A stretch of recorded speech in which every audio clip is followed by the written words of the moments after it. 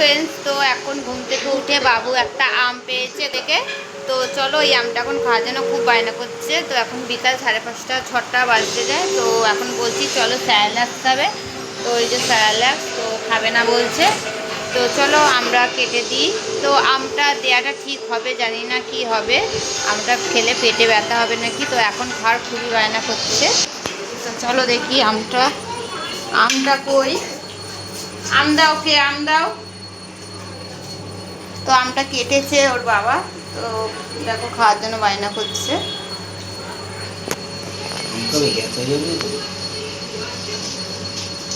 পাকা না তো, কাছাকাছি, তো বেশি পাকা না আমটা।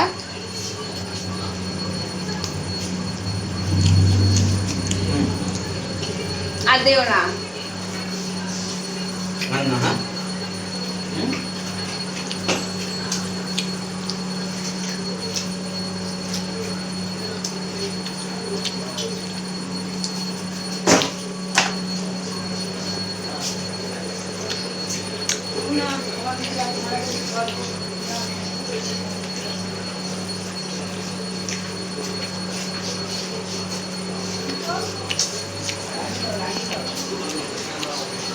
চলো সন্ধে হয়ে গেছে, তো সন্ধে দিয়ে দিই এখন।